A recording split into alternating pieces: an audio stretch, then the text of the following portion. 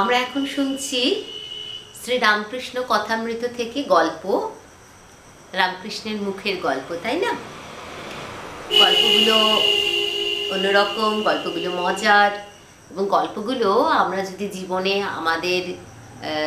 আমরা যদি গল্পগুলোকে মনে রেখে কাজ করতে পারি সেই মতো, তাহলে দেখব যে আমরা অনেকখানি আর অনেক বেশি সুন্দরভাবে আমরা আমাদের কাজগুলোকে করতে পারছি, তাই না? আজকে আমি দুটো গল্প বলবো তোমাকে। একটা গল্প প্রথমে হচ্ছে চাষির রোখ। রোখ মানে হলো জেদ, বুঝলে? জেদ। আমরা যখন কোনো কাজ আমরা করব ভাবি, তখন যদি মনের মধ্যে একটা জেদ থাকে, মানে কিরকম বলো তো, মনের একটা জোর যে এই কাজটা আমাকে করতেই হবে, জেদ করি আমরা, কোনোভাবেই এই কাজটা না করে থামবো না, সেইটা আমাদের থাকতে কীরকম দরকার। একবার এক গ্রামে, এখনকার দিনে তো তাও ধরো জলের ব্যবস্থা থাকে, কিন্তু শহরে যারা আমরা থাকি তারা তো নানান রকমভাবে সরকারি ব্যবস্থায় আমরা জল পাই। তো আগে তো সেসব ছিল না, তখন ব্রিটিশ আমলও ছিল। আর তাছাড়া এখনো পর্যন্ত অনেক গ্রামেই যেখানে কিনা চাষিরা চাষ করেন, ফসলের ক্ষেত রয়েছে, সবসময় সব জায়গাতে কিন্তু জল পৌঁছয় না, কাছাকাছি সবসময় নদীও থাকে না, খাল থাকে, নদী থেকে কেটে খাল দেওয়া হয় সেচের জন্য, জলের জন্য অনেকভাবেই ব্যবস্থা করার চেষ্টা করা হয়, কিন্তু তবু কখনো কখনো গ্রীষ্মকালে তো নদী নালা সবই শুকিয়ে যাচ্ছে, আমরা তো কোনো গাছ টাছ বসাই না, আমরা তো কেবল গাছ কেটে ফেলেছি। তো সেই জন্য এখন দেখবে এখন কীরকম গরমও পড়েছে বলো তো, সেই সময় তো গরম পড়েছে, অনেক কাল আগের গল্প এটা। তা চাষি কি করেছে, এক কৃষক, তার কিছু ফসলের ক্ষেত রয়েছে, সে চাষবাস করে।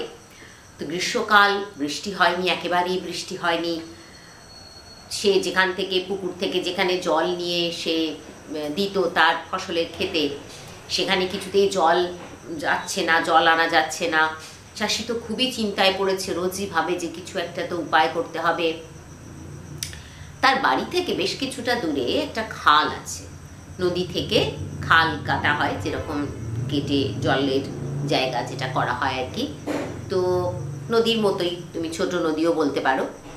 তো সেইখানে তার বাড়ির থেকে দূরে খাল রয়েছে। তা চাষি কি করেছে, চাষি একদিন ভেবেছে যে এক কাজ করব, আমি বরঞ্চ আমার যে ক্ষেত রয়েছে ফসলের, সেখান থেকে আমি যে খাল আছে সেখান থেকে আমি একটা নালা যদি আমি কেটে আনতে পারি, তাহলে আমার ক্ষেতে জল আসতে পারে। কিন্তু কাজটা তো খুব কঠিন, তাই না? অনেকটা দূর।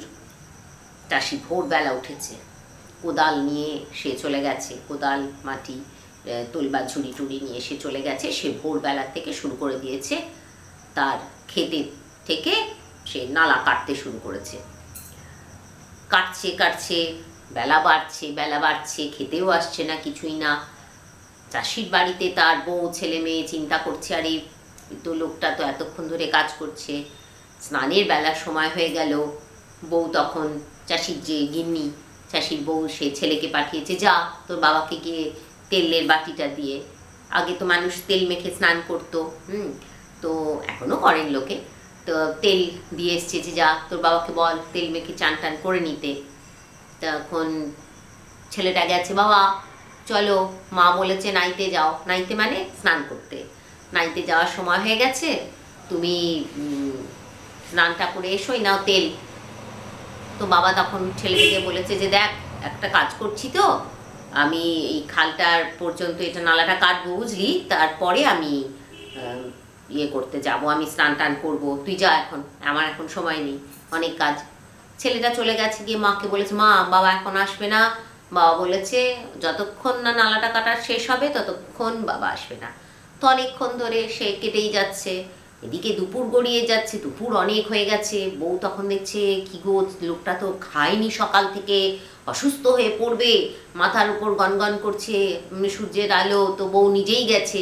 হ্যাঁ তুমি এরকম করছো, তুমি চলো তাড়াতাড়ি, তুমি গিয়ে আগে নাওয়া খাওয়া করে নেবে, চলো দেখি।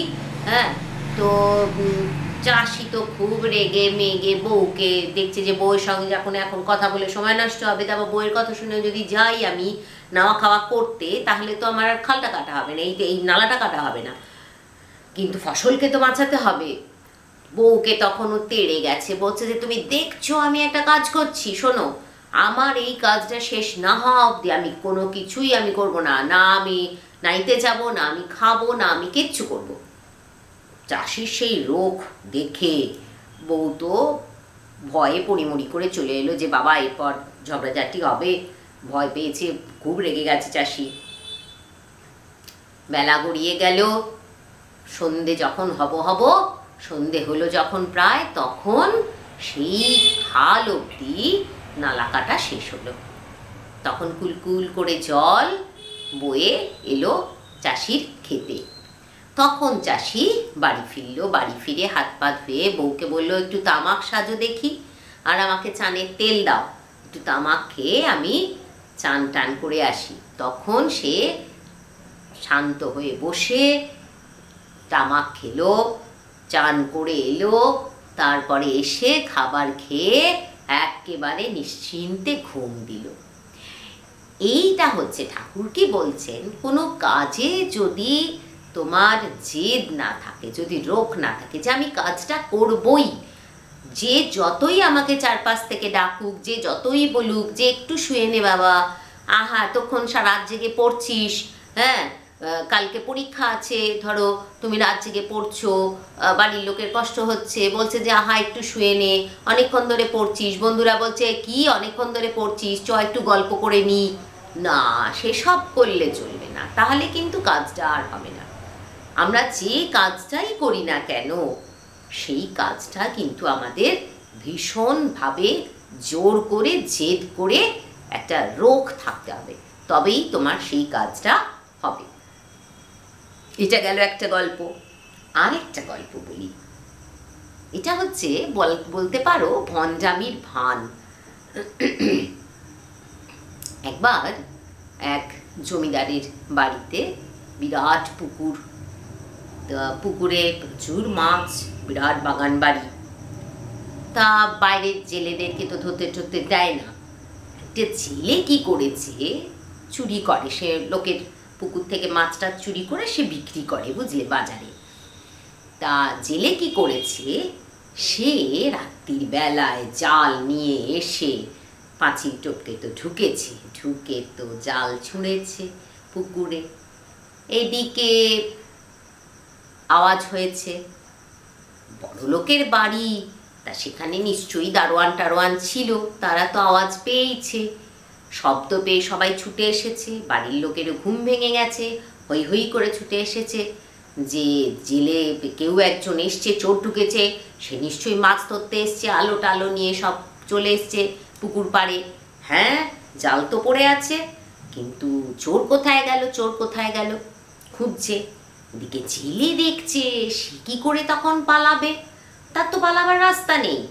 সে তখন তাড়াতাড়ি করে গিয়ে একটা গাছের তলায়, কিছু ছাই ছিল, ছাইটাই পড়েছিল উনুনের, তখনকার দিনে তো উনুনের ছাইটাই তো থাকতোই, তো উনুনের ছাইটাই মেখে, ভস্য মেখে সাধু বাবা সেজে একটা গাছের তলায় বসে খুব মন দিয়ে ধ্যান করছে, চোখ বুজে বসে আছে। এদিকে বিরাট বাগান বাড়ি, তো বাগানের পাশে ওরকম কেউ থাকতেই পারে। তখন লোকেরা প্রচুর খুঁজতে খুঁজতে সেখানে এসে উপস্থিত, পুকুরের অন্য পাড়ে। দেখছে কোথায় চোর, কোথাও তো কেউ কিচ্ছু নেই, একটা সাধু বাবা বসে বসে ধ্যান করছে চোখ বুজে। তো ওরা সবাই ফিরে এসেছে। পরের দিন সকালে চারিদিকে খবর হয়ে গেল যে অমুক বাড়িতে একজন বড় সাধু বাবা এসছেন, তিনি পুরো একেবারে ভস্য টস্য মেখে বসে আছেন, ধ্যান করছেন, তো সবাই সাধু বাবা দেখতে আসছে। এবার আমাদের দেশে সকলেই সাধু বাবাকে, সাধুদেরকে সবাই আমরা খুব শ্রদ্ধা করি, তাই না? তো ভক্তি করে মানুষ, শ্রদ্ধা করে সাধু বাবাকে, সবাই আসছে, প্রণাম করছে, কেউ কেউ খাবার দাবার দিচ্ছে, ফল মূল দিচ্ছে, নানান রকম মিষ্টি এনে দিচ্ছে, সাধু বাবা সেবায় লাগবে, সাধু বাবাকে দিলে মনে হবে যেন ঈশ্বর সেবা করছি, টাকা পয়সাও দিতে থাকছে। এদিকে সেই ভণ্ড চোর, বুঝলে, সেই জেলে যে মাছ ধরতে এসছিল, সে তখন ভাবছে মনে মনে যে আমি সাধুর ভেক ধরেছি ভণ্ডামি করে, আমি তো সাধু সেজে বসেছি, আমি তো সত্যিকারের সাধু নই, তাতেও লোকে আমাকে এত ভক্তি করছে। তাহলে আমি যদি সত্যিকার সাধু হয়ে যাই তাহলে লোকে তো আমাকে ভক্তি করবেই, আমিও নিশ্চয়ই বেশ ঈশ্বরের কাছে চলে যেতে পারবো। এই কথা ভেবে সেই সাধু সেজে থাকা চোর সে কি করলো জানো? সে সব ছেড়ে ছুড়ে দিয়ে আর চুরি টুরি না করে সে একেবারে সন্ন্যাসী হয়ে সাধু হয়ে চলে গেল। তাই বলছেন যে এই ধর্মের ভেকও ভালো, মানে সাধু সেজে থাকতে থাকতে থাকতে থাকতে একটা সময় মনের মধ্যে সাধুর ভাব আসে। মনে যদি আমাদের কোনো দুষ্টু বুদ্ধি আসে আর আমি যদি মনে মনে ভাবি না না আমি তো একজন ভালো মানুষ, আমি কারোর সঙ্গে খারাপ ব্যবহার করব না, আমি কারোর ক্ষতি করব না, আমি সবসময় মানুষের ভালো চাইব, এইগুলো সেজে থাকতে থাকতেও একটা সময়ে মানুষ সত্যিকার ভালো হয়ে ওঠে। তাই সবসময় ভালো হয়ে থাকার একটা চেষ্টা আমাদের করতে হয়। আর জানো তো, সব মানুষ ভালো হতে চায়, সকলে। এই দুটো গল্প আমরা আজকে শুনলাম, কেমন লাগলো এরকম গল্প তুমি জানিও।